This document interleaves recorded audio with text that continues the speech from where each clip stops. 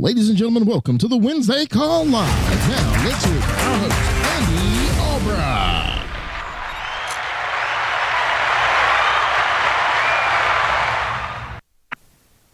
All right. Well, fired up. Things are rocking and rolling. The estate plannings are booming. Final expense leads are flowing in. Now we got all these internet leads.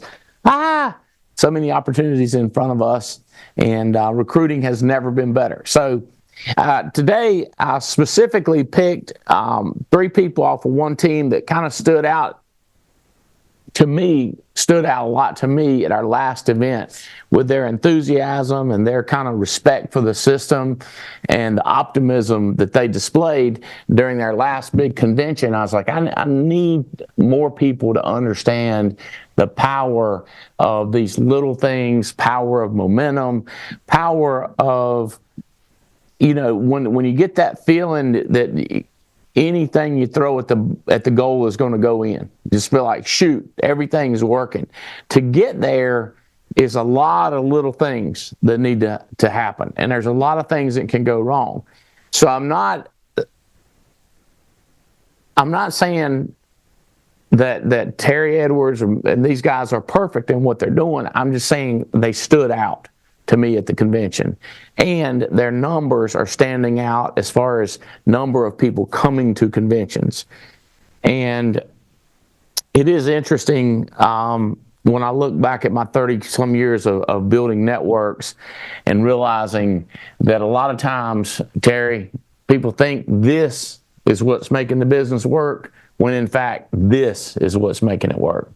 So they're only doing a little bit of the really stuff that's important, and they do a lot of the stuff that's not important.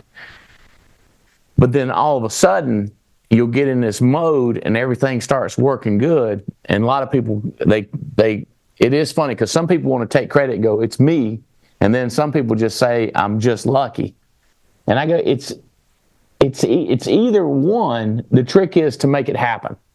So look lucky, or look like you're a really smart guy. So, Terry, you've been through some corporate training in banking.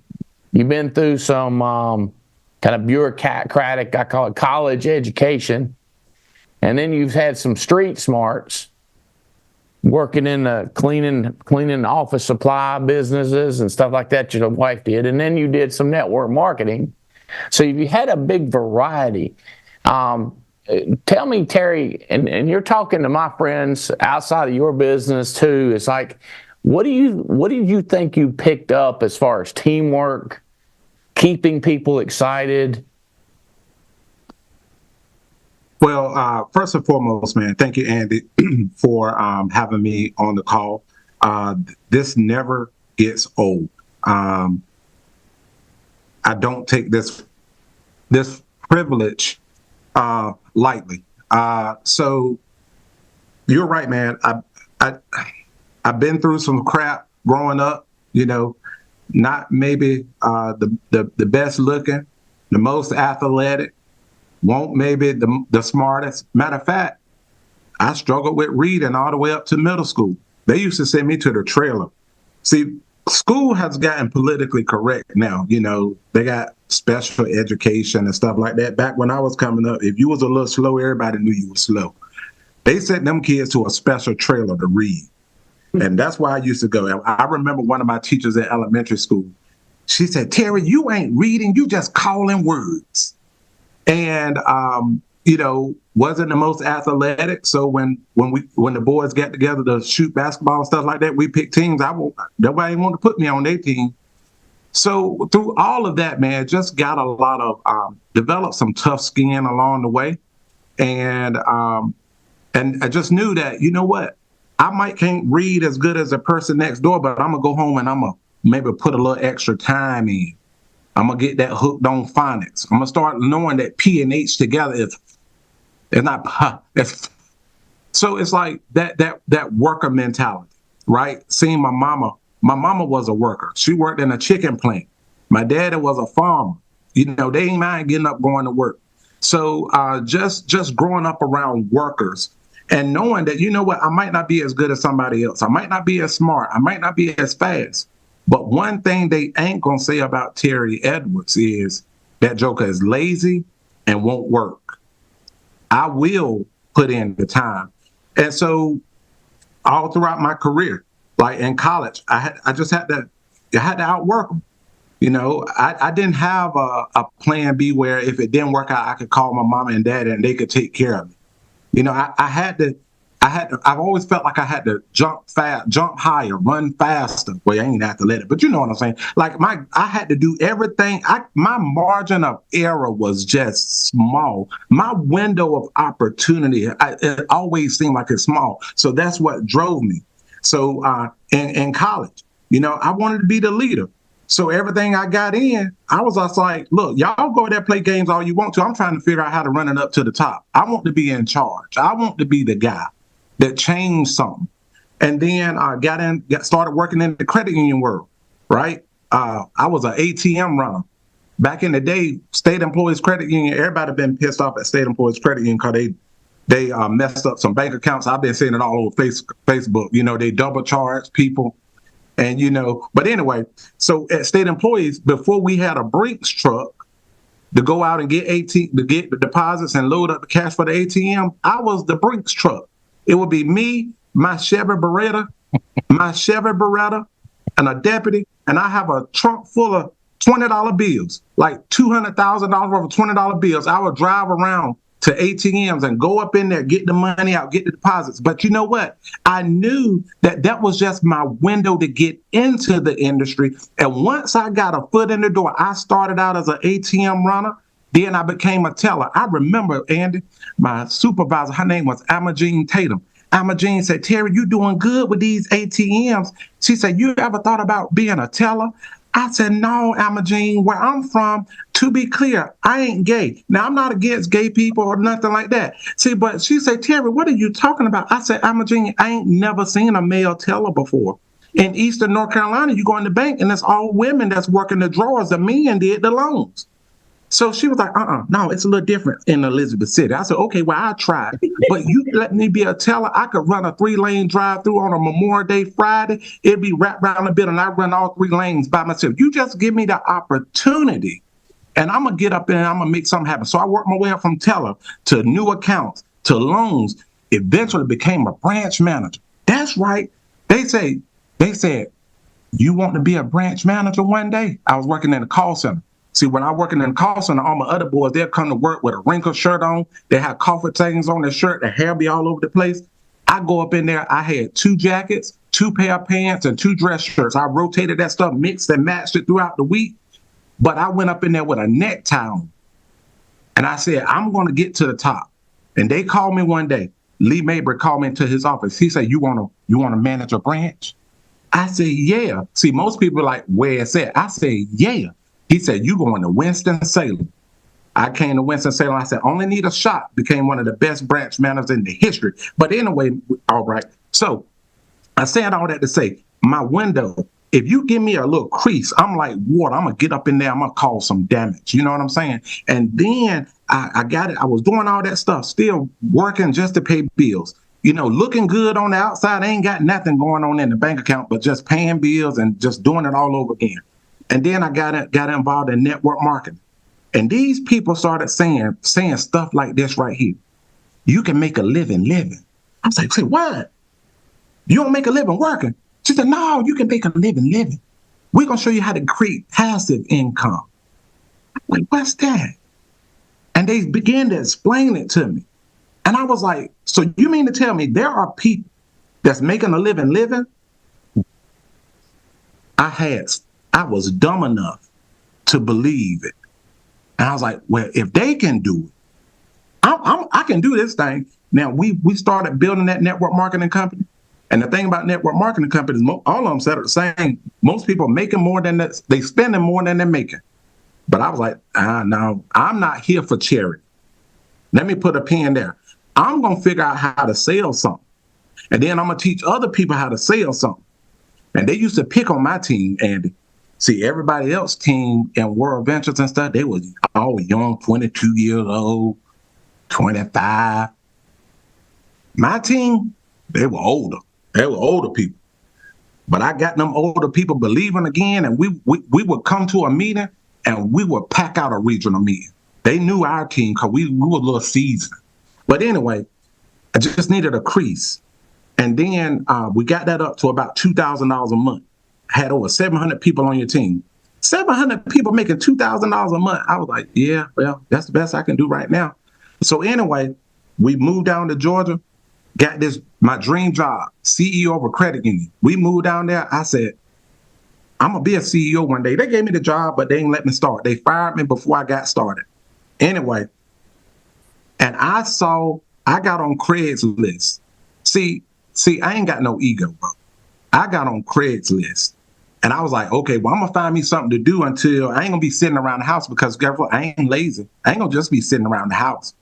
I started looking online and I responded to Jason and Olga Mathis' ad. And I was like, if Mutual of Omaha's on there, that might be halfway legit. And when Jason explained this opportunity to me, I was like, I'm dumb enough to believe it. Because if Olga, a baggage handler who couldn't speak English as her first language, could do it, and she was making $9,000 a month, I'm like, oh, hell no, she ain't no better than me. So I was like, you give me some leads. Oh, no, Jason said, you got to get an insurance license. I said, okay. I said, give me a weekend. He said, I heard that before. He done stroked my little competitive juices. I done heard that before. So I got my insurance license in 2 days, got me some leads, went out, made $8,000 my first month. I was fired up. Tia was still a little skeptical. She was like, well, you ain't never got us in there. We made this much money. I was like, well, she said, what about all them people you told World Ventures was the way to go? I said, well, that was the best I knew then, but hell, I know better now. 8,000, 2,000. Hey, y'all, see y'all, I'm going over here. And Andy, when I came to the Alliance and I said, wait a minute, legitly, if anybody can learn this skill of making a phone call, reading a script, and can book appointments, and you can make $500 a pop, not only am I going to get paid, but I know a lot of people who could use an additional $500,000, $2,000 a month. And man, and I came here, Andy, and I saw the Mike and Noel Leventoviches. I saw Jason and Olga Mathis. I saw Stephen Davies. I saw Alex Abian. I was like, you know what? I'm coming. The only thing they got on me is they been here longer than me, but I'm going to outwork and I'm going to get up. So I can ramble all day long, Andy, but I know this last thing, you want to talk about teamwork. We can be successful by ourselves, but if we want to get massive, we got to bring people. We got to have a whole lot of people. See, you can't have many things with only two hands. If I'm the one that's always frying the chicken, I can't fry but so much chicken. But if I could teach Mia how to fry some chicken, I could teach Josh how to fry some chicken. Now we got 3 people frying chicken. We're going to sell more chicken. We're going to bring more people to the event. So listen, I'm going to stop right there because I know I'm probably over my time.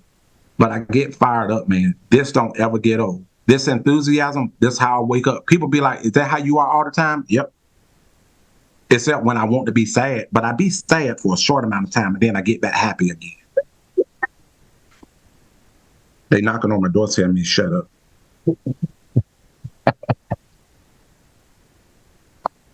I thought that was very good, Terry.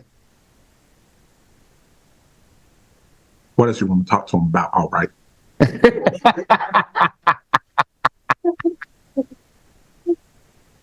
I like the way you rose to the top. Hey, and I like the way you're still rising. Hey, and we just getting started. We just getting started. The industry has not seen nothing like the Dream Team, baby. Ain't seen nothing like it, and we will transform it. But this is what I know. The events, y'all saw us at the events. Not only did you see me, you felt it. You felt it. See, there's one thing to be seen, but it's another thing to be felt. When somebody feels something, it resonates with their soul. It moves their spirit.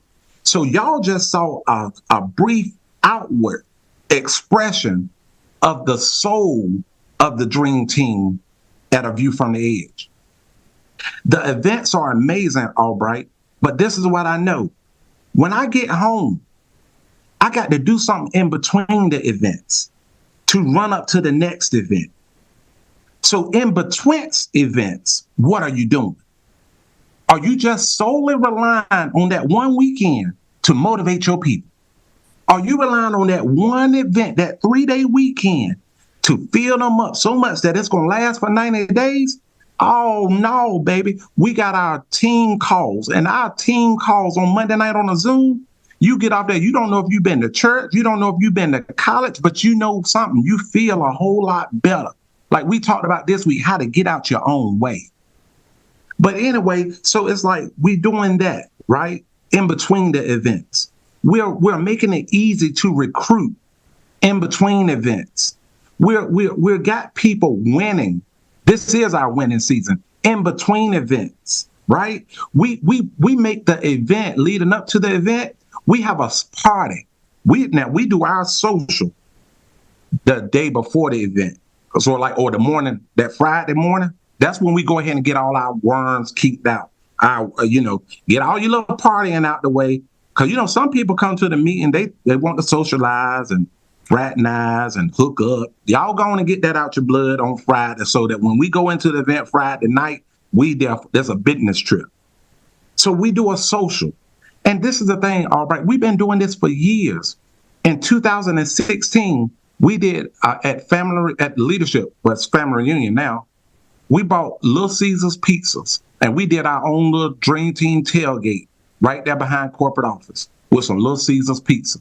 And as our business grow, our experiences grow. Now we renting yachts. Now we renting limousines, Sprinter vans. It's only going to get bigger and better. So we have a social, and we make the event an experience. And then, we're going to have our Dream Team swag because people want to be a part of something.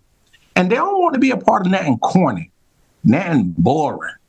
You know what I'm saying? They don't want that. They want to have some drip. You know what I'm saying? They need some drip. So we're going to lace you with some drip. But what we going to do is after we leave that dadgum event, we getting ready to go to work, baby. Because we ain't going to be tinkering cymbals and sounding brass. So that's kind of what we've been doing to grow this culture, and not only grow it, but protect it. Because you're going to have people that want to get out of line. They can get out of line. Nick Saban said it this way. The way that he built Alabama football was this right here. He had to get the right players on the bus and get the wrong players off the bus. And then when the right players was on the bus, he had to make sure they was in the right seat. So everybody ain't on the bus. And if they want to get off the bus, get off the bus. Ain't no big deal. But this train is going to keep on moving, baby, because our mission is bigger than any pettiness. All right, so I am letting him talk and encouraging him to talk. What he's saying is on track. Here's the thing. I don't know if I can reach out to you and explain it to you, or can you just feel it and catch it? If you could feel it and catch it, like when he's talking about his Little Caesars tailgate, Terry and his team, and he's had encouragement, he's got help from everybody across the country, but you can feel it. Exactly what he said. You can feel that they're on a mission. So the concept, it's. Do I want to teach it or do I want you to feel it? The concept of what he's saying and how he's telling these stories of fighting his way up. You've got to fight. If you talk about your fight, and if you talk about you're going to win, and anybody that's on your team is going to win. People are going to start doing crazy stuff to get to conventions. Because if all you're doing, because Terry, if all we're doing is making a living, everybody backs off. And if everybody backs off, we got a traffic jam. And there's trucks and everything going to run all up over the back end of us. So I love what you're saying, Terry. And my question is, Josh, does Terry talk like this Like, have you heard his stories before, and does he repeat these stories when it's just his team or he's just talking to your team?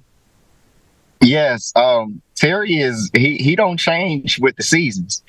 You know, he's Terry 24 hours a day, 7 days a week. So yeah, this is what he does. He reiterates it.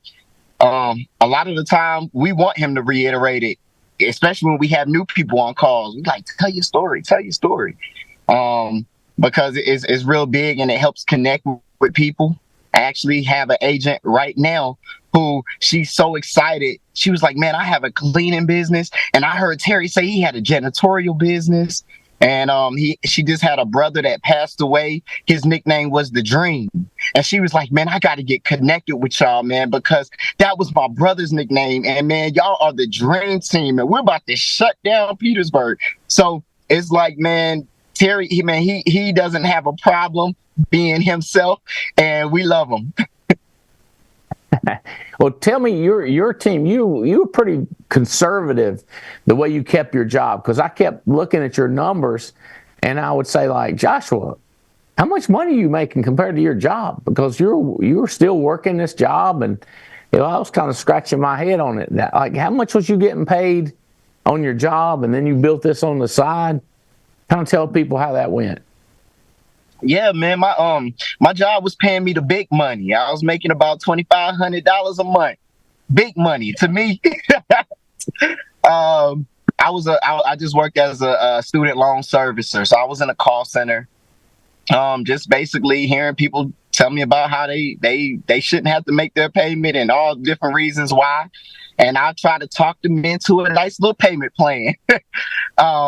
But yeah, I was working that 40 hours a week, 160. After 160 hours, I add up my earnings, and they were about, after taxes, they were about $2,500. And Terry, he said, "Look, Josh, you can do this on the side, and you can build something here." So I said, "Okay." So started working, about going in the field about 2 days a month. And I started making anywhere from $2,000 to $4,000, and it's like, man, something ain't making sense. And but really just got consistent with it, stayed consistent with it. Andy, I remember having a talk with you in your office, and you just fell on the floor. You was like, "What are you still there for?" And I was like, "Yeah, you're right. So it's so much inspiration between our leaders, you, Terry, Andy Riddle, we have so much encouragement. They were like, "Look, you can do this." So, Terry and I, we devised a plan to come off of the job. And, as of September, as you know, I was able to come off of that full-time job and been in that thriving mode ever since. How long was the overlap? Like, how long were you? I mean, you were making the same amount of money on the side, but then your outside business, or with us, just started really getting crazy. Was it a year or 2 years, months? I believe it was about a year that I started taking this serious. NatCon 2023, I went to Dallas. And I said, man, if I can get something here, for one, if I can make it to Dallas, I'm gonna go crazy in this business. And it was at a little lower point of my life, and I was just like, man, if I can make it there, and I got to Dallas, and man, it was just the experience at NatCon. It was so amazing. All of the speakers were just so amazing.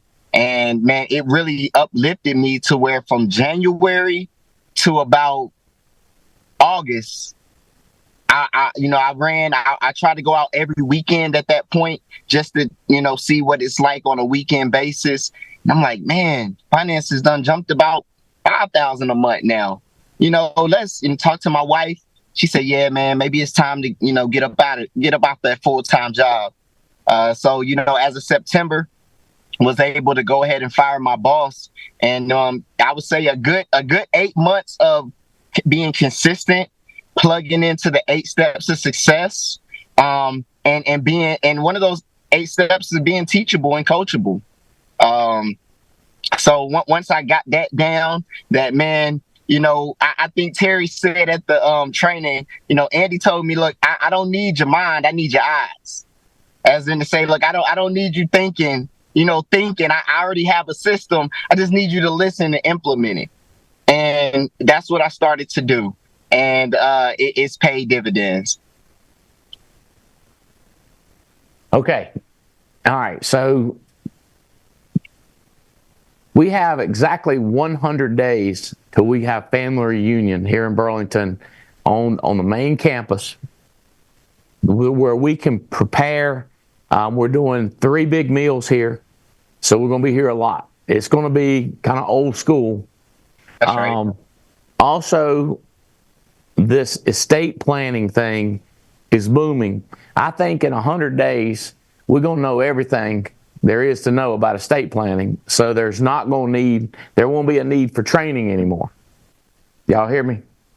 All right. Now, one of my experts said, Andy, I think in 90 days or 100 days, we're going to have 1,000 new people that want to learn how this system works. I was like, good point. So if these new people need to learn how estate planning, we need to have a crazy, intense estate planning training that weekend. So here's what we're going to do. So August 1st is a Thursday. Our convention don't start until Friday night, but Thursday at noon. So we're going to do from noon until 6:30. We're going to do 6 hours. We're going to throw down Bell Krause, Terry Edwards, everybody that's rocking, that's moving annuities. Can you imagine the stories that are going to come out? I'm already hearing stupid numbers from these estates. So let's plan on that Thursday. By the way, it's up on the website on theallianceevents.com. All this is up there, but I'm just giving you a heads up. So you want to get people in early, and then Friday morning we'll do like 9 to noon. So we'll get 3 more hours. So we're going to get a good 8 to 10 hours of 100% focused on estate planning, financial planning, because we got a lot to learn. That don't mean that don't mean we waiting until the end, because we're going to have a lot of experts on that product within 100 days. Like everybody we have now is going to be experts, but then we're going to have 1,000 new people that we got to train. So go ahead and get that on your calendar. Also, Coffee, I call him Coffee Anderson, has confirmed it. When you guys, I'm going to get your social media, but he want to make sure we understand it was Coffee. And I'm like, I don't know. I might have to hear it from his own lips, but that's what Tia told me. And he sings a lot of American stories, and he's kind of he is an American success story, just like a lot of our agents. But here's what I want to ask Terry, and I might go to me about this. And I want you to tell me the truth, but I also want you to speak the positive. You with me? Like, here's what I don't hear from your group, Terry. And nobody ever in your group, Mia, not you, not Joshua, nobody said, why we gotta, why? In other words, questions that start like that. Like, well, how come Burlington doesn't have an airport in Burlington and we have to fly into Raleigh or Greensboro? How come? I'm like, I don't know, bro. I was just born here. I don't know. Or why'd you do the meeting in Raleigh, North Carolina? The hotels are expensive down there. And you're like, I don't know. I'm not the president. I'm not the mayor or nothing. I'm not the president. The company seems to make money when we buy leads. So what if the company just gave us the leads? Or how about this?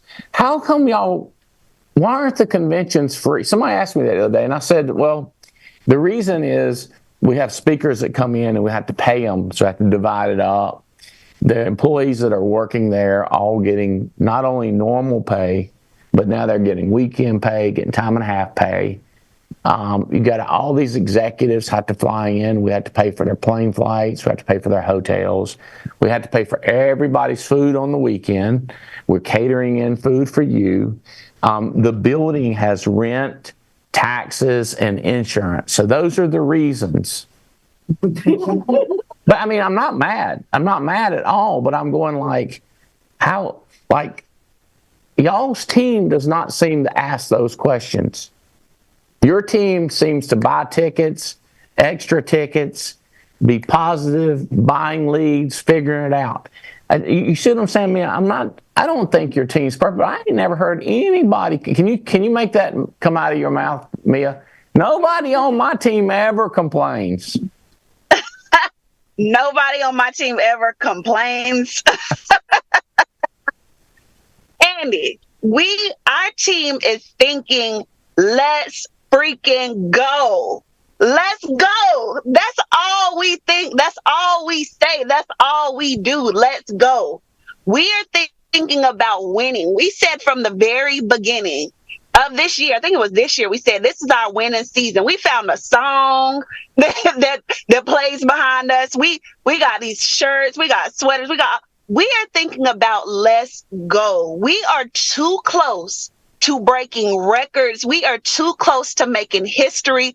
We are too close to getting people, multiple six-figure earners in our team, millionaires in our team. We are not concerned about, if y'all told us, hey, the next convention is going to be in California, it's going to be $1,000 a ticket, we would be like, okay, cool, 2 apps, let's go.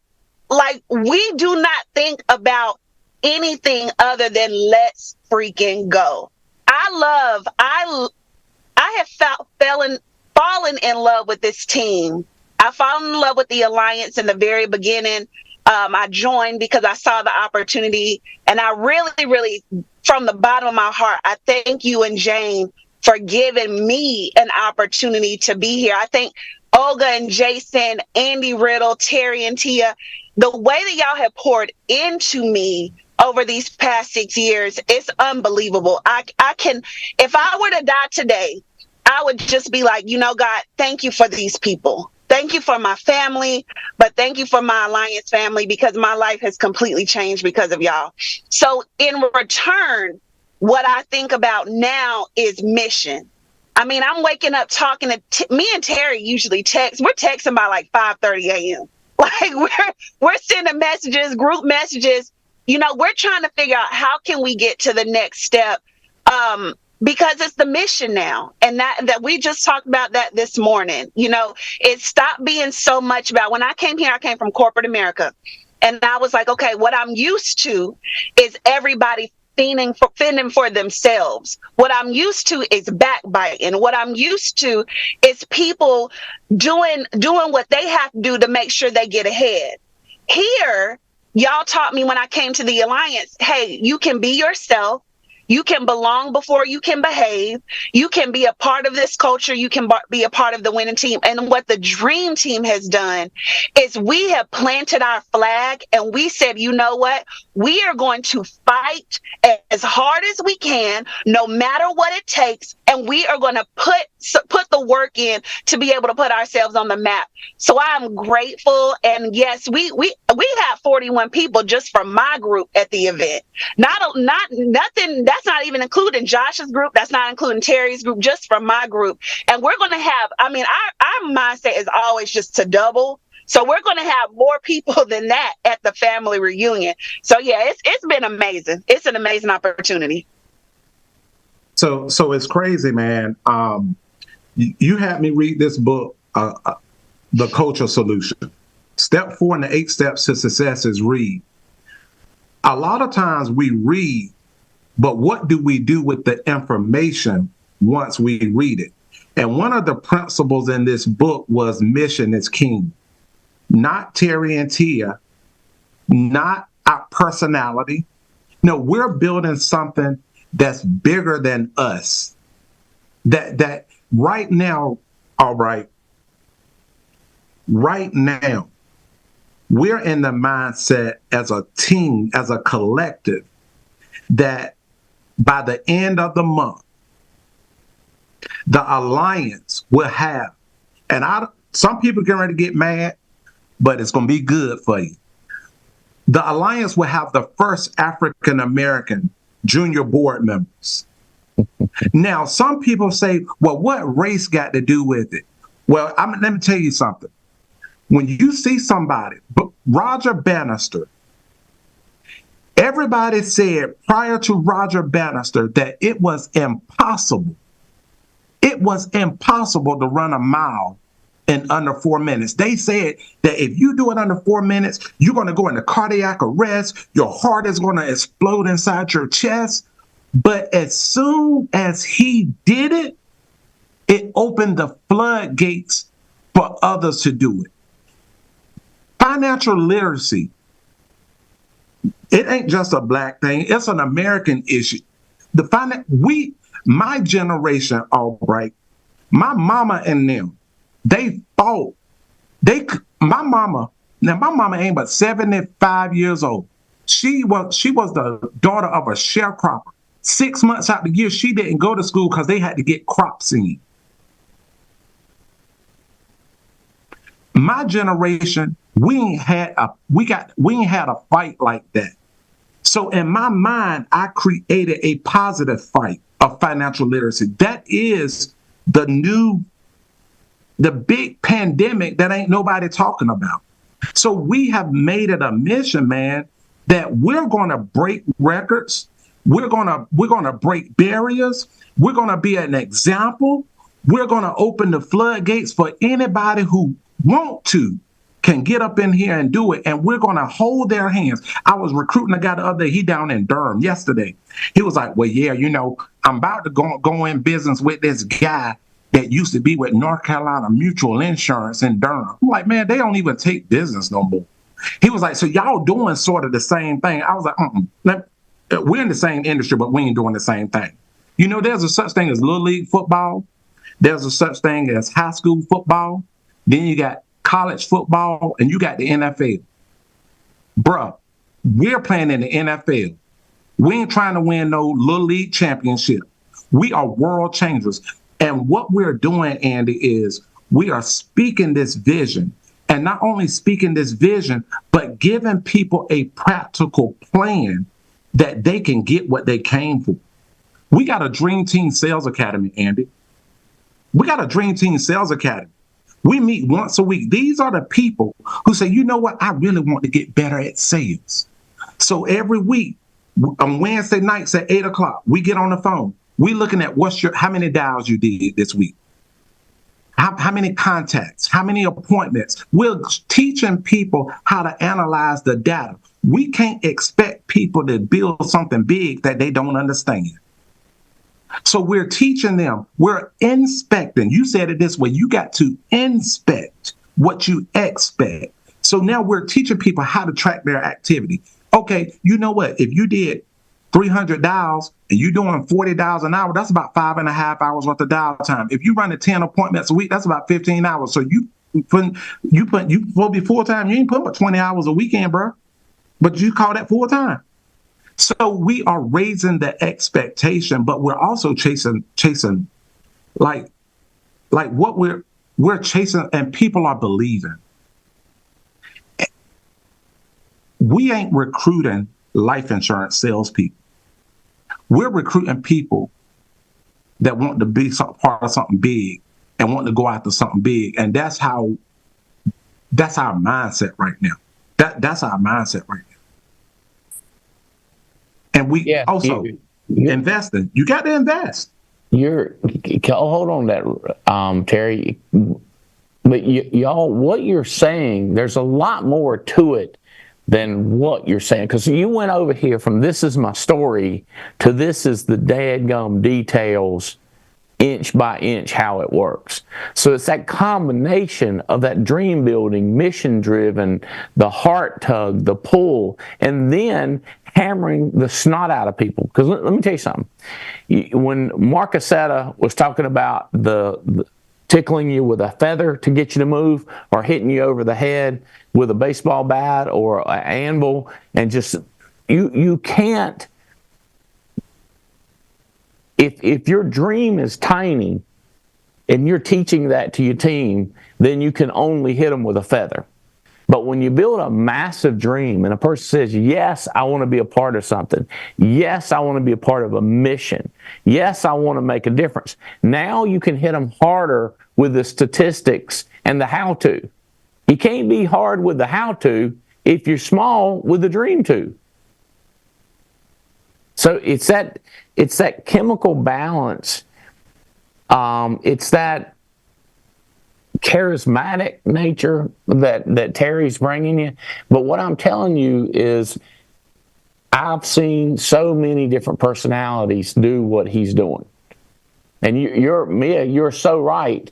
Y'all's plan is to blow the whole thing up, and we want to see it. So right now, we've had me and Keith Hall, our CFO, was talking about the different kind of challenges that have happened throughout the organization. And one of them, Terry, I remember when this group came over here with Nick Greco and those guys and Mike, and they were like World Ventures, and they just blew up. And Terry Edwards' team was like, who are they? And then Terry's like, oh, we were in World Ventures. Remember that, Terry?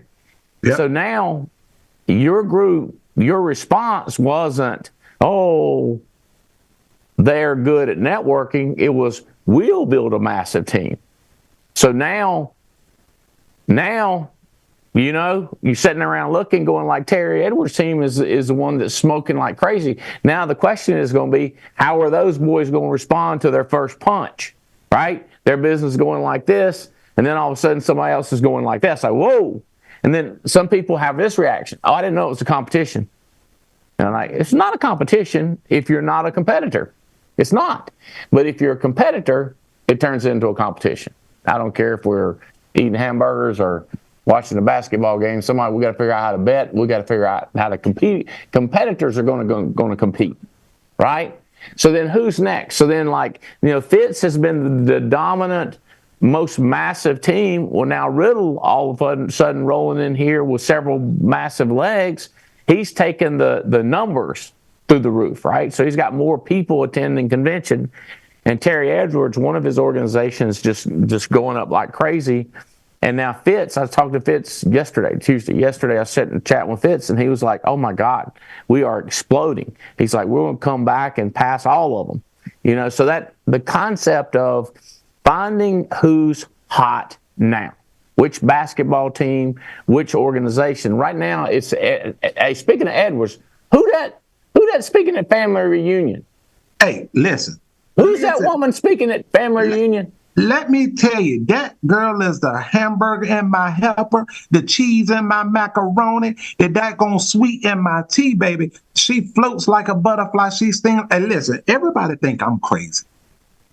But behind every crazy guy is a crazy woman, because she keep me on the go. You hear me? So I am so excited that, see, a lot of times, Albright, a lot of times it's the unsung heroes that get overlooked. And let me just thank you and your team for not overlooking my wife, because she is the X factor as it relates to Terry and what we're able to do. Being married to a winner is challenging. Them jokers, I'm going to talk about me. I have some high highs, but when I crash, I can have some low lows. And one thing I know about it is it doesn't matter how high I am or how low I am. Tia is going to recognize it, and she ain't going to let me stay too high, and she sure enough ain't going to let me stay too low. And I was talking to my mama about her, and I said, Mama, because my mama sometimes she don't get me, because I done changed so much. She don't understand why I do some of the things that I do, or why my mindset towards certain things have changed. And I told my mama, I said, Mama, it's only one person in this whole wide world who truly gets me. And she said, who that is? I said, it's Tia. So y'all are going to get to hear directly from Tia, an ultra competitor. She got that little sweet little smile, but she is cutthroat. You hear me? But she loves very, very hard. So I'm excited to hear her from main stage. Thank you again, Andy, for not overlooking her and acknowledging her. Also, Mia Fennell. Mia Fennell was the second person that joined our group that gave us a breath of fresh air. You know, you need those people to come in and be like, okay, yeah, baby, let's roll. Mia is that girl. Mia has taught me how to be in the moment. Like, I be trying to buy a nice gift for Tia. I think it'd be nice. I call Mia. I be like, Mia, I'm over here at Dillard's. I need to get Tia a little surprise. I think this little Dooney and Burke pocketbook here. She be like, if you don't get out of the senior citizen set. Now, if anybody like Dooney and Burke, I ain't say. She said, if you don't get your tail out of the Dooney and Burke, go over there to Louis. Go get her a Louis. But it's like, Mia brings that free spirit, makes you loosen up, and the girl stays on the go. So I can't wait to hear from her. The lineup is crazy. Jane, Andy, everybody, it's going to be a crazy, crazy time. And this is what I'm doing, Andy, as far as promoting the events. People don't know how you promote the event. This is how you promote family reunion. Listen, you call people. You cannot build this business just using your dadgum thumbs. You got to call, put in the chat, call. Dial 10 digits, hit the green button, and let some sound come over your vocal cords. So I'm calling people. Hey, listen, bruh, did you know that we having a family reunion? And my agent be like, I ain't heard nothing about it. I know he ain't heard nothing about it. I said, listen, we're going to have a good time on Friday. We're going to have pig picking. I'm bringing some pork. Can you bring some coleslaw? What you mean bring some coleslaw? Can you come? Your mama is going to be mad. Your mama Jane Albright is going to be mad if you don't show up at the family reunion. Can I get you to commit to coming to the family reunion August the 2nd through the 4th? I ain't selling the speakers. I ain't selling, you going to learn about insurance. You just need to get to the house. Get to the house that Andy and Jane built, where it all started. Come back home, baby. And this is how we are promoting the event. Come on to be with family. We going back to the house. They might have the heat on blast. They might have the prices right so high you can't even talk. But you come to the house, baby. So we're going to pack it out in. And not only is the Dream Team, but the Alliance family. The enemy, the adversary, some people call it the devil, hates unity. And there's an attack on our families, but there's also an attack on our Alliance family. We got to come home, y'all, to get around granddad and grandma and listen to them stories and learn something. That's right. I was thinking about what I was saying about nobody complaining on our team. They don't have time. If Terry's calling, if he's calling you, if you listen to the way he's saying it, if you can let your imagination go on what that conversation goes like when you get a call from Terry Edwards. It's pretty direct, very tricky. Like you might not see it coming and realize what's happening, but he's selling in a different way than a lot of people are selling. And that's why you got more people coming to the convention than anybody's got coming to the convention. The increased numbers are crazy. Well, Mia, we're excited to hear you from stage, but what do you think about this Tia lady? She going to light them up. Oh my gosh. Okay, so Terry is the crazy person. Everybody knows how Terry is. Tia is like that spirit, that calmness. Like I like to say that Tia her heartbeat is what runs through our team, because it is something else to be able to have somebody who knows how to come in, nurture. This woman is a mother of 4.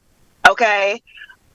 This woman also has aging parents, just like Terry does, takes care of the house, takes care of the business, takes care of her husband, takes care of her kids, takes care of their dog.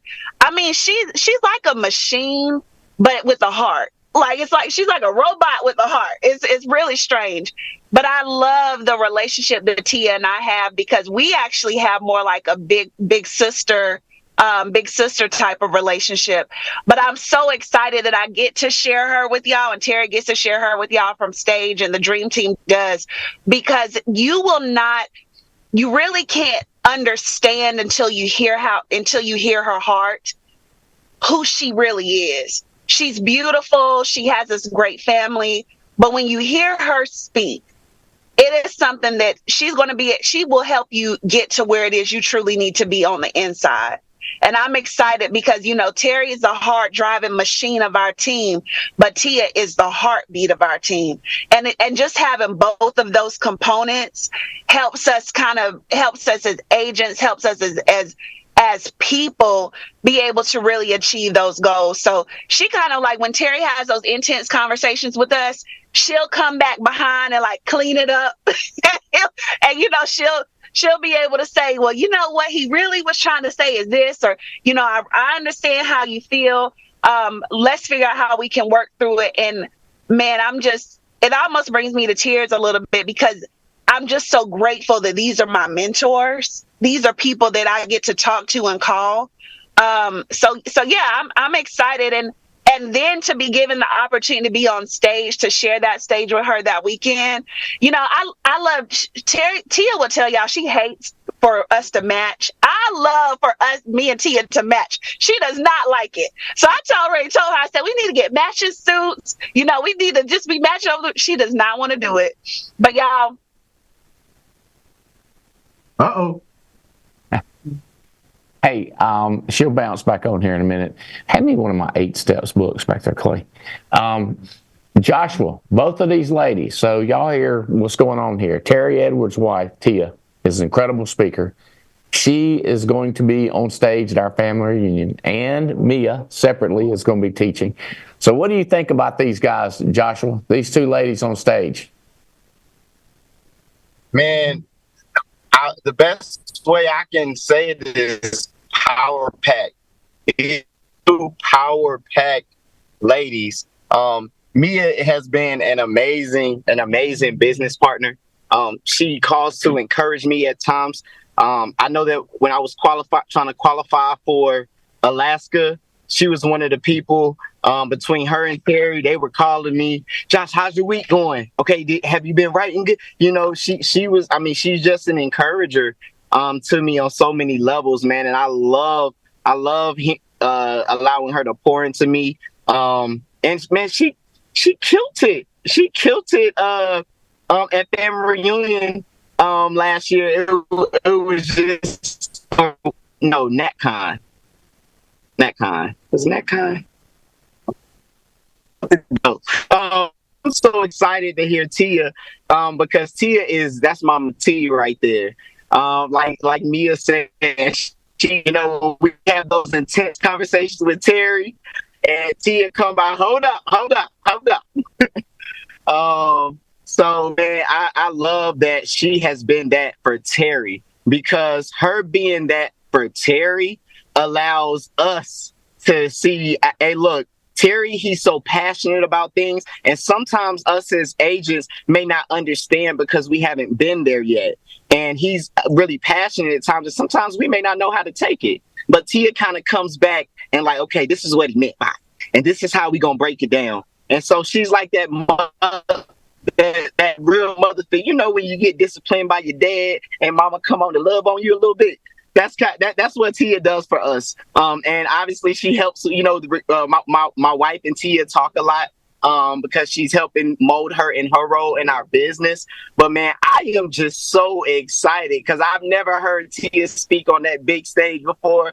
So I am so excited that these 2 power pack women are about to grace the stage, and y'all gonna be blessed by it. Y'all better make sure you're there. If you don't got a ticket, you better get a ticket now. I mean, today, as soon as we get off the call, though, stay and listen to the call, though. And Andy even got a layaway plan. If you can't pay the whole ticket, just put $99 down and put some on it each week. Do what you got to do, baby. Let's go. Come on. All right. So a couple things I want to come back to. I want to come back to Terry about you your vision towards big events. And then with Joshua and Mia, a little more about where did y'all come from? College educated, what kind of jobs? Like, who are y'all? Because we're all looking for you. And I say, we're looking, Patrick, we're looking for Joshua and Mia. It might be somebody like this lady or this, you don't know who it's going to be, right? But it is something like, I call it the it factor. Do they have the it factor? Joshua has the it factor. They can talk, they can smile, they can walk, or they've learned how to talk.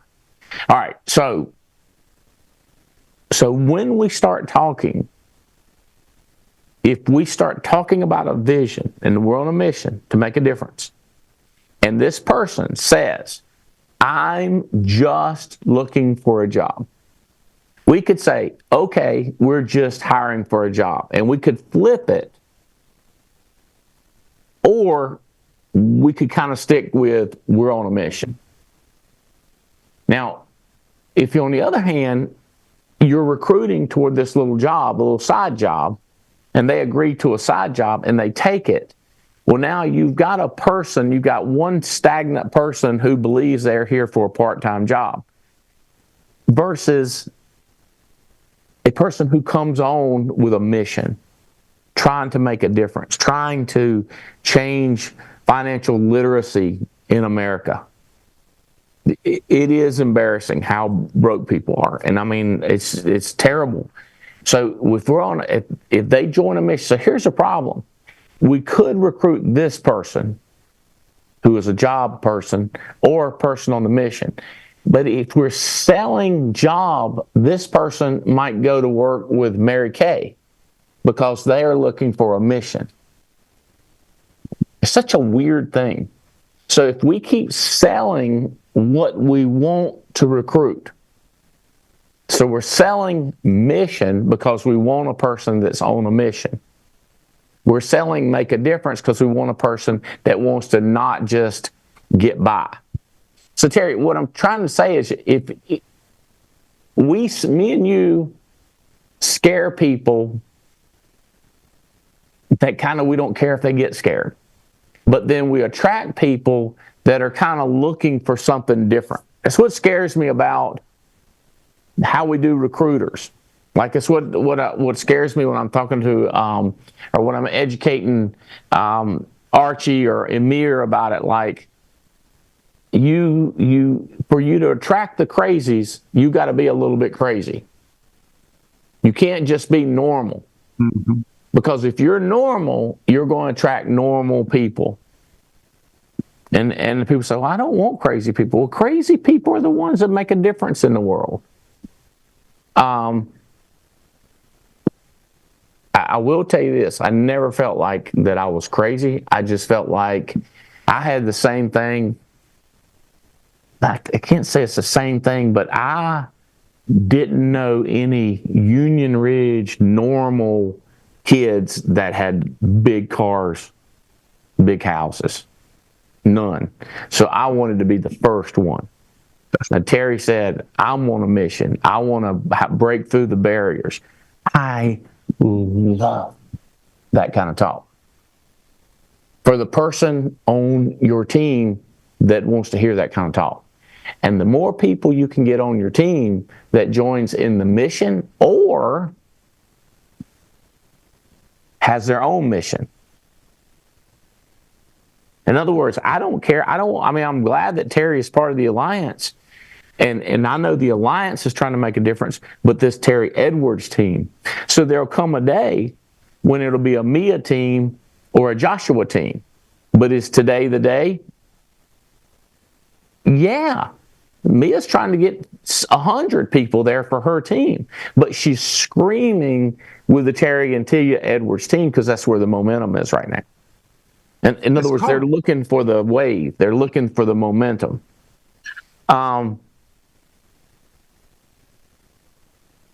Andy. So I like the way you're doing it. I like Joshua talking about the Edwards team as much as you can. And they got to be here. Then you got to eventually, you got to have your your game plan, your mission. What difference are you gonna make? You can stay on mine. You can stay on Terry's. You can jump on with Joe, Olga, and Jason Mathis. You can jump on their dream. Depends on who you recruit. You see what I'm saying, Joshua? You might recruit somebody and you go, they ain't gonna relate so much to the Edwards dream. They're gonna love Terry and Tia, but their dream is, because they're from Guatemala, they ain't got the same dream. They got some other kind of dream we ain't heard before. You with me? So we don't care why they're going to war. We want them to go to war. Let's do this. Before you jump into that, Terry, on how important the mission is of going to events, Joshua, tell everybody, make sure you unmute and tell us a little bit of where you come from. You said you're in a call center. What did you do before that? Did you go to college? Did you go to military? Yes. So I actually went to a college called Winston-Salem State University. It's out here in Winston-Salem, North Carolina. My dad was in the Army. So we actually lived outside the United States a little longer than we did in the United States. But graduated high school at a place called Fort Campbell, Kentucky. And then came back to North Carolina so that I can go to Winston-Salem State. I did 4 years. I did not get my degree, but I did do 4 years. And after I got done with college, I started working, just customer service jobs. I was at Walmart. Went for Walmart. Then I started driving a forklift at Hanes Brand for Hanes Brand in the warehouse. And then from Hanes Brand, that's when I kind of got introduced to the federal student loan services. And I was just there for 3.5 years. And during that 3.5 years, maybe about a year and a half in is when, I ran into Terry at Walmart. So yeah, my background, I was just doing little small customer service jobs. And yeah, that's pretty much my background. So you just started when you was at Walmart working with Terry part-time? Right. Well, after I got out of Walmart and I started working at the call center for the federal loans, that's actually when when Terry got in touch with me. So about a year working there. Was he World Ventures then, or was he already in insurance? He was already in insurance. He did talk to me when he was in World Ventures while I was in college. Mm-hmm. So he get involved. Right. He came, he did a nice presentation with me and my friend, but yeah, unfortunately we didn't get involved. And when I saw him again, I said, man, that dude is probably going to ask me to be a part of something. But yeah, he caught me on the toy aisle trying to buy, I had just started renting a house. So I was going to get a basketball goal for it. And yeah, he saw me and he was like, man, I gotta, look, I got an opportunity for you, but look, just take my number. I'm not going to tell you much about it. Just take my number and then give me a call.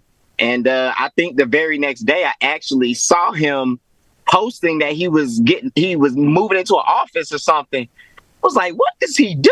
Like, he said he was doing vacations or something. Like, what is he doing that he need an office that looked studious, look nice, So, I hit him up and, man, I tell people this, I tell my agents, I said, man, look, it wasn't even about the money for me because I didn't even do an opportunity meeting.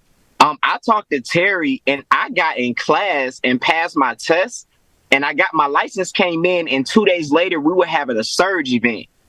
And at that surge event was when I actually found out how much we make. I was like, oh my God, they make money. I was more interested in the trips because I believe he was in Aruba. He had been in Aruba or something like that. And he was like, yeah. And I'm just like, what? Your company sends you where?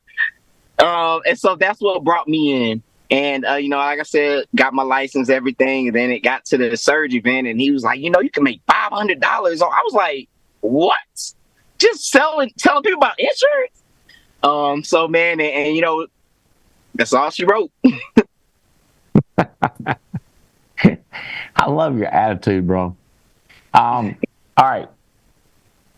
So I do want to get a little bit of coaching in as like, well, how Terry's talking to people, or how should you call your people. First of all, your first puzzle to fix is you. Okay? Right. So if you're jacked up, you are a big part of the problem. If you are jacked up, you're a big part of the problem. Once you say, well, I'm not jacked up, I'm part of the solution. Okay, guys, if you're part of the solution, here's what you need to do. You need to call individuals, call out to your downline. Maybe not have downline in the beginning. Well, you need downline to change lives. You can't, one person is not going to make a big impact in this world. You need a team. Okay, so you hire multiple people. Like Terry reached out to Joshua. He had him before. He said, oh, I see him coming. Knowing him network marketing, I guarantee you he got something going on. I guarantee you people are like that with me in my hometown, because I've always got something going on. All right, so what you're going to do is, if you're reaching out to people, you're starting with the easiest thing to have in your hands is the 8 steps. And just flip it over to the 8 steps. Now, you need to have read this, and you need to understand what these 8 steps are. But when you're talking to your people, here's your subject matter. You can pick any one of them you want to, and then you can use that when you're talking to your downline. Now, if you're for you not to be the solution, you already bought your ticket to the next big convention, family reunion. You've already got your hotel room booked. You've got your airline booked. You've got everything set. Okay, that's who you are. You've also got one for your right-hand man, and you don't even have one yet. You already bought 2 tickets or 3 extra tickets. You're like, hey, I'm going to have seats up front. My team is going to be at family reunion. Okay, so you're squared away. But if you're not squared away, that means you need to have a phone call from somebody. The question is, I don't know who we're going to get to call you and talk you into being an adult, or talk you into being a grown ass man, as they would say. You with me? But this is the kind of stuff that a grown up does to build their business. These 8 steps. So you just start talking to them about it. Remind me what kind of policy you had. That's number 1 is personal use. You sneak up on them. Your goal is to get them on my whole deal is to trick somebody into getting rich, because so many people will fight it. They'll say, like, I'm going to do exactly what you say, and then they don't do what you said, and then they pretend like they did exactly what you told them when they didn't. So what you're doing is you're trying to get down to what are they not doing when you go through the 8 steps. And you've got the heavy hand, you've got the hammer, you've got the book in your hand with the 8 steps. So when you try to use logic with people, you're going to get in this argument with them. But if you just talk about the goal and the future, and these are the rules, and here's what we're going to do, it's almost like people don't have a chance to get a whine in sideways. They're not able to kick back. They can't object as much. They're going to go along with you. It's such a crazy thing, because I know it don't always work. It's kind of like some of our salespeople, they'll go out there on 10 appointments and get no sales or 1 sale, and another person gets 7 and then 7 referrals. They're doing something different than you. So your job is to fix you when it comes to selling, fix you when it comes to you being a leader, and then fix you when it comes to helping your other people. It's and a lot of it is caught. And that's why I said when Terry first started talking about it, I was like, if you can catch this feeling that he's selling, because he's selling a feeling. Terry, talk about the importance in your mind, like how you're explaining it to Joshua, how you're explaining it to Mia, that it is that they get people to the big events. Even though it's 100 days away, why do we care about that? We've got 100 days of working, making money, building teams. Why are we worried today about what's going to happen 100 days from now? Because 100 days from now is going to come before you know it. I think one of the most impactful things that you have taught me, and you hammered it with the ball player on the field. It's like 5 years from now, like where do you want to be?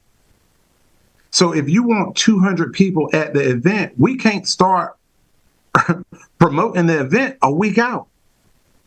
Now, if you only want 2 people at the event, you can do that. But if you want 200 at the event, you got to start promoting now.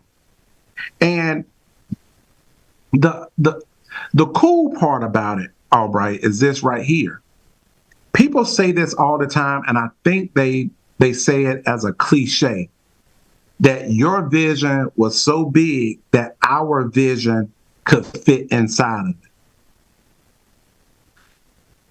This platform that we have, people are, I don't know how to say it. I'm going to just say it. This platform is for all people. But we get caught up when we start trying to label people. The laziest way to get to know somebody is to label them. People bring people, think, man, I need you to talk to this guy. He just like you. I'm like, this dude ain't got no education. This dude, like, don't have no charisma. The only thing in common we got is the color of our skin. Like, that is not how you connect people. Like, the cool part about our platform is this right here.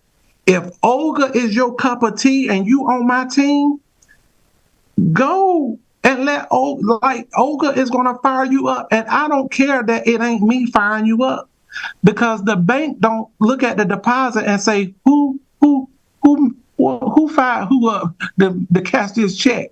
No, baby, it's bigger than us.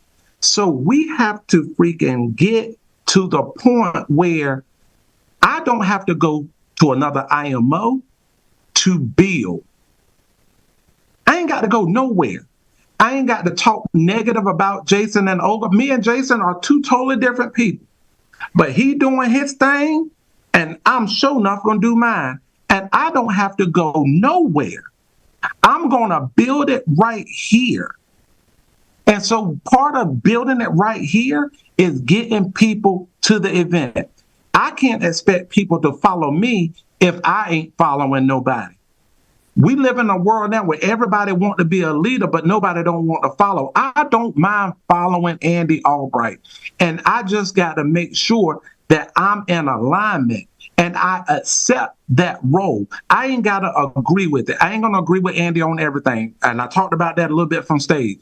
But I can accept Andy for who he is, and Andy can accept Terry for who he is, and watch what God do through us. Because if we all was the same, how awfully boring would this world be? So the events, get your people to the events, because they're going to see somebody from stage that resonates with them, and it might not be you. But do you care that it's not you? I don't give a flying flip. So can we get our egos out of the way and get people to the event? Because guess what? If you unplug from this, the market is going to tell you if your decision was right. If your team ain't growing, you got to plug back in.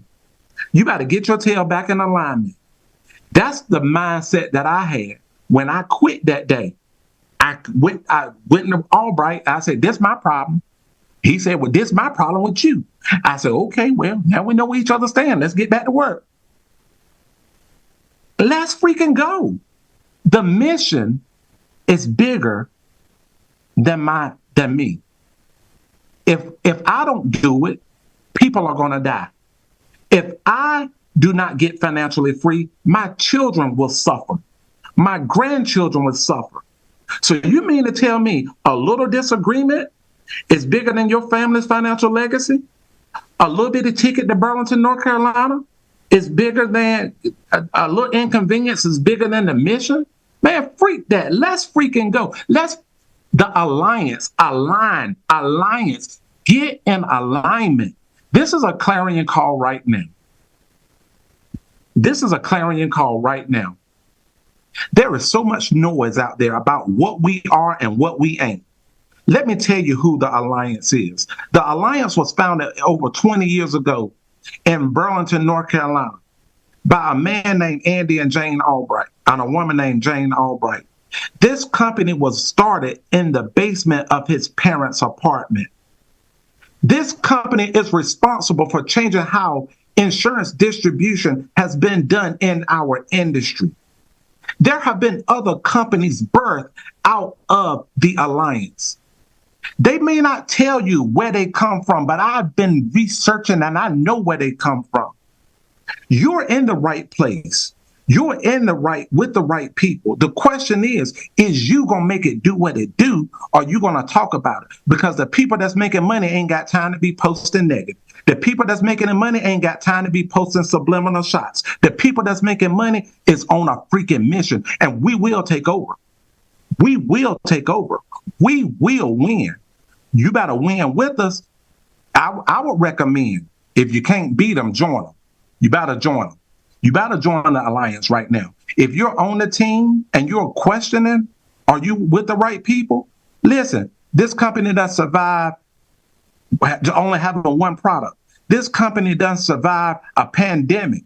This company doesn't survive a mortgage crisis. Some of y'all can't even stay married. Some of y'all can't even stay friends with somebody 2 weeks. And you're going to question this opportunity? You better get in alignment. Get under some good leadership, and good leadership ain't company. I ain't mean to go there, Andy, but it just felt right. I love it, Terry. I love it, bro. All right. So here's what Jeff Bright, come here, Jeff. I'm going to tell you this. I'm telling Terry this at the same time. This is Jeff Bright. Jeff's going to be a family reunion. That's my friend. So that's my friend. When we're talking, look at that. Number 5 is attend all meetings. So if I'm coaching you and you're asking me questions, occasionally I'm going to call you out of the blue. Okay?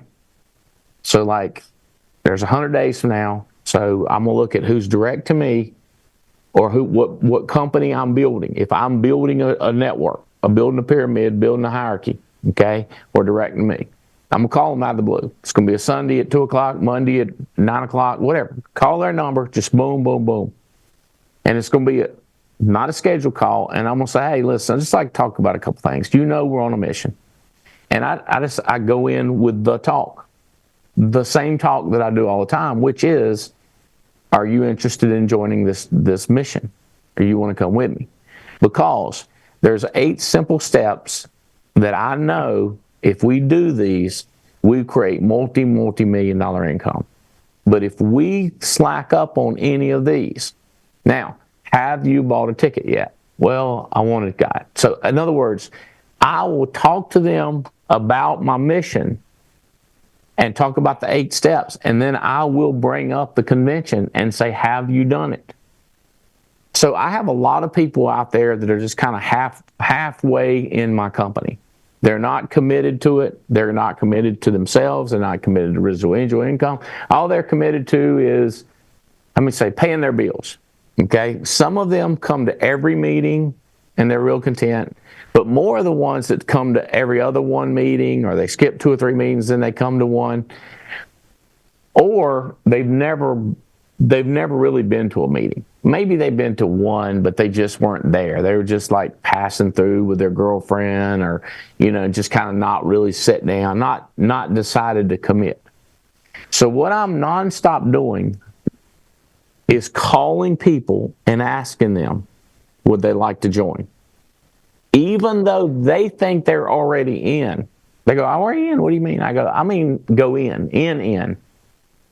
Like where you go to the conventions no matter what, and I'm not having to talk to you about it. Would you like to come in? And occasionally somebody does.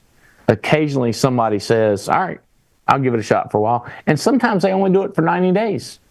but then that leads me to somebody, or it rejuvenates me because they went in for 90 days.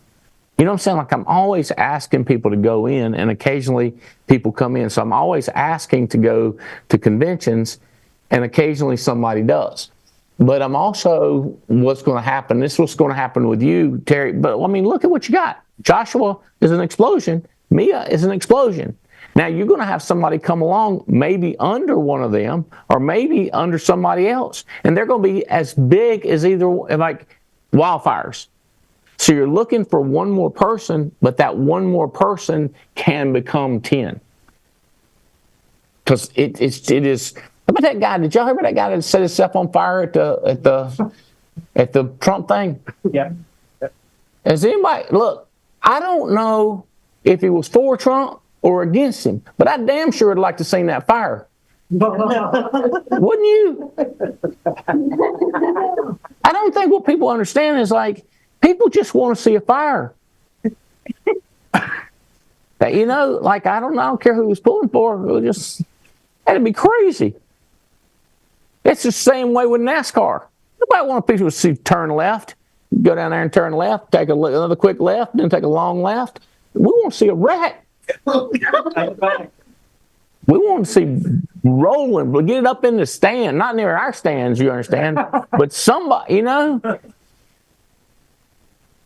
So that's why I said you can't teach hard how if you don't sell a big dream. But selling that fire and selling that wreck, downhill skiing. When them boys wreck, you know what I'm talking about? When them fly, legs, feet. Faster you go, the bigger the wreck. That's right. Don't fly conservative. Anyway, what do you think about that, Jeff? Because, I mean, like, as far as when you're doing all these teaching with these people, do you feel like Marnie and, you know, they've been going really, their business is booming. Are they reaching out and calling people, and people just joining their mission? You know, they do all these hanging out at the park and pizzas, and I mean, it's all part of the process, you know. You got to get people excited. You got to be some enthusiasm. Oh, we're trying to incite people's willpower, you know. I mean, that's really what this is about, is trying to get people. And I like it when once in a while, once in a blue moon, he might not sing it today because he don't like singing, but he will say, "I have decided." You know, was that? Yeah. So it really. I'm not asking this. I'm telling you, if I could sing, he would be. Y'all wouldn't be dealing with me. You know, no, you wouldn't. Me and Kid Rock will be somewhere playing golf with somebody. Yeah, it would be a whole different narrative going on if he could sing today. But deciding. I mean, I see a lot of people that show up to stuff, but they still hadn't decided to do this yet. You get me there? Yeah, I'm getting you there. Getting me there. I'm getting you there. Because that's my biggest thing, is because you know what deciding represents? It means you've decided that you're dedicating yourself to the pursuit of a goal. To the pursuit of a goal. You're going to pursue it. And we had a theme one year. It hangs outside my office out there. Dog in the hunt. Theme. Ain't got no fleas. Ain't got no fleas. So that's the pursuit. I mean, so once you decide, now you're dedicated to pursue something. But that's not the end of it. The evidence that you are good at pursuing is how intentional you are within the pursuit. And that intentionality shows me that you're focused, which means you will not be distracted by dysfunction and drama. No matter what happens in your life, I ask people all the time on my calls, how many apps can you write? Oh boy, if you put can in front of it, I can write 20. I'm like, how many have you read since July? 1. Okay, well, you can. I mean, God knows you can write 100. But how many will you write? Will you write? Oh, that's a different question. I'm like, no, let me clarify it a little further for you. How many will you write if your whole world is caving down in that month, and a tornado grabs your house and throws it up into a land where little people walk around and greet you, or you get abducted by aliens, or God forbid you got a death in the family, your dog dies, all this stuff happens. How many can you give me then? That's the measure of success. It's not what you can do when everything's freaking perfect, but how many can you do? When tragedy comes to your life, can you still write that 1 or 2 apps a week? That's how I know you've decided. I like that. I like that a lot. I think you might have got one. Maybe. Somebody that was thinking about it and now you decided. You decided 20 years ago? How long ago? When did you decide? You had undecided since then, right? No, I think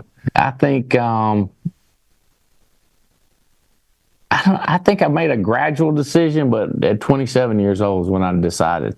That's when I got in Amway, and I was like, these fools can get rich. Anybody can get rich.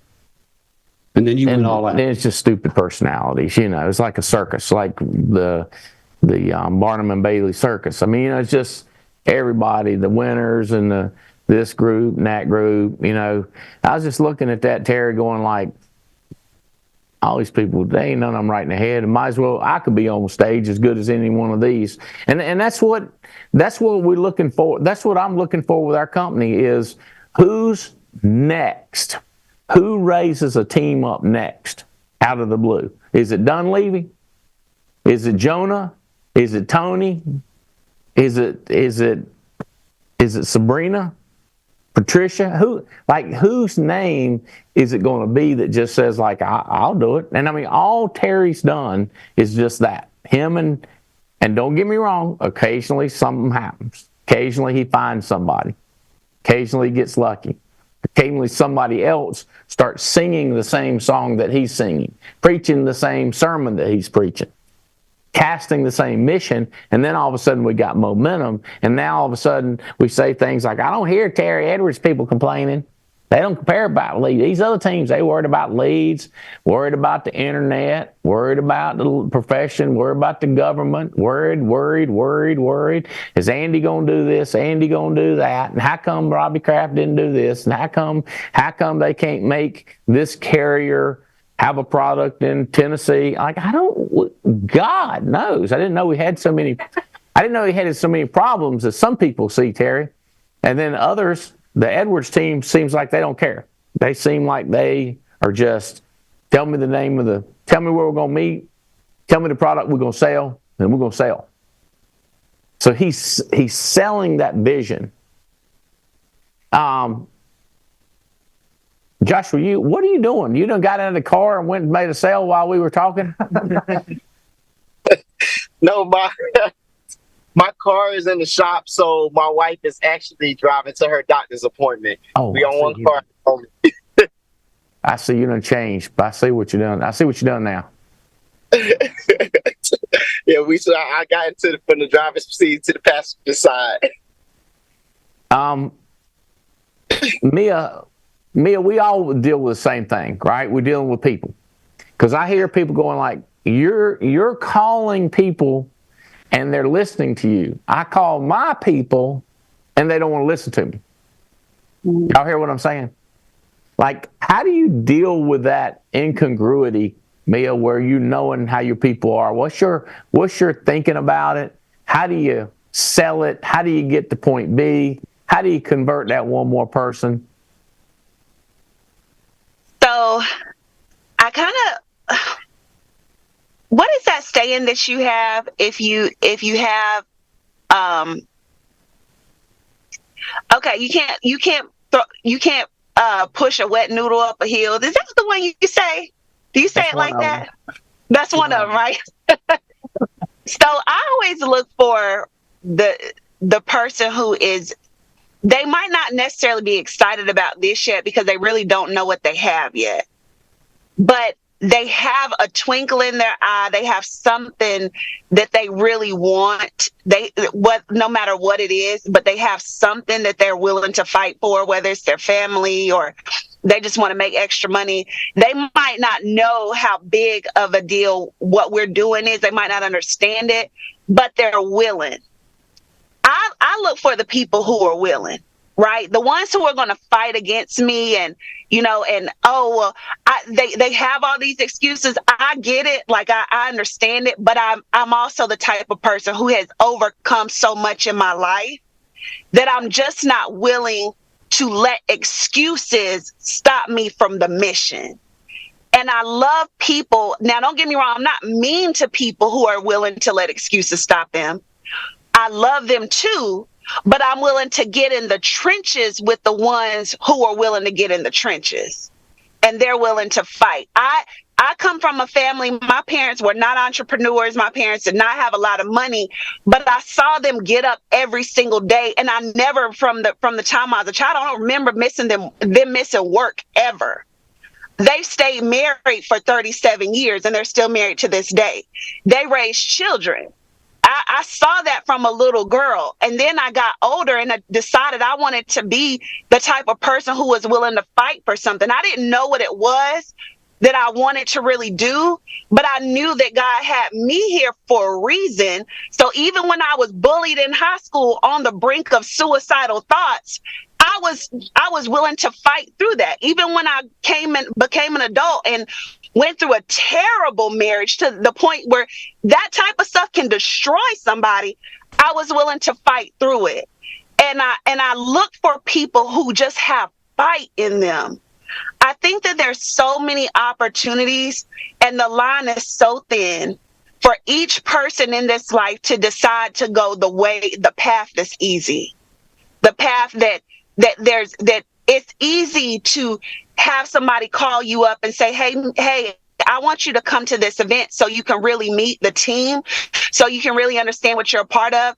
It's so easy for you to say, no, I'm not going to do that. The hard thing is the thing where people decide, you know what, I'm going to come up with the $300 to buy a ticket.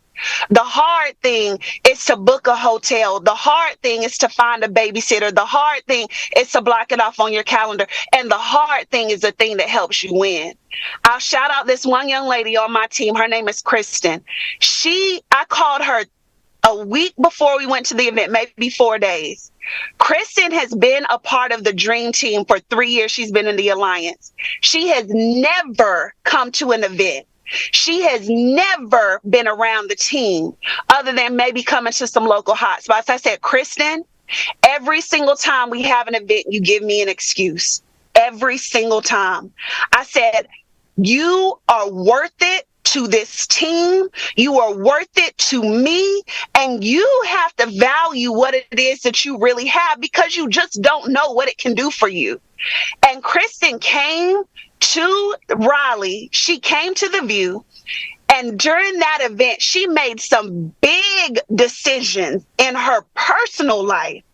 She got some people out of her life that had been holding her back for years. And now she is on the way to building an organization of her own. She's already been recruiting this week. She's already signed up for the next event. Y'all, I cannot stress to you how much it will mean to your future if you put your excuses aside, put your ego aside, stop telling yourself that you don't need this team, that you don't need these events. Come, hear my heart. Hear the people that are willing to get in the trenches and fight with you, y'all, and you will see that your life is going to go to the next level. I can promise you that. Thank you, Andy, for having me on the call today, too, by the way. I really appreciate y'all. Yes, ma'am. I can't wait to see you're going to mess them up at our family reunion. In the meantime, everybody, every day, you need to be looking at the Alliance events, hot spots that are coming up. Gina Hawks, 3 to 5 p.m. Is that today? That is April 24th. What's today? 24th. So training from 3 to 5 p.m. And then another opportunity meeting, Aurora, Colorado, Stephen Davies in Georgia tonight. This is big. April, tomorrow, Gina Hawks, Jake and Beret Joseph are in New Mexico. So you need to be looking at these meetings across the country. So you're selling the one coming up August 1st, 1, 2, 3. You're selling that, but your immediate is to get them in one of these meetings that are coming up. Or people underneath them at one of these meetings, because all these meetings are worth millions of dollars to you if you use them. Like, they're free. You're not paying anything to have Stephen Davies, Eric Belair, Marty Doge, Adam Katz all across the country using this service, that they'll recruit these people. You network with the people that are doing meetings. They'll help you, tag team. It's WWE all over again. I mean, it's a lot of fun to me, and it's simple, even though I thought I would be. People say, like, are you amazed if you've got all these jets and houses? And I go, like, actually, I thought I'd be like 100 times richer by now. I thought the business would have hundreds of millions of people all over the world. No, we just got, 10, 12,000 people in America. That's it. So I know it's not as easy as I think, but then again, it's the only way that I've ever created a multi-million-dollar income. And I tried a bunch of stuff. And then I've seen people do it, create multi-million-dollar incomes. That's what I'm looking for Terry Edwards. I can't wait to see when Terry Edwards, I see how excited he is now with this much money he's making. You get that joker making $100,000 a month, $200,000 a month, $300,000 a month. See how, look, because they say people do react to money in different ways. And I agree, they do. I can't wait to see how you react to it, Terry. I don't think you're going to be allergic to it either. Oh, no. I think you'll be like snug right up to it, baby. Swimming in it. All right. Your 8 steps, making sure you got those handy. You're bringing people back to it. You're singing your song, which direction we're going, how we're going to make this happen, and then bring them in and then show them how to work. And they've got 100 days. All right. Appreciate y'all doing the call. Love you. Appreciate you a lot. Thanks. See you later.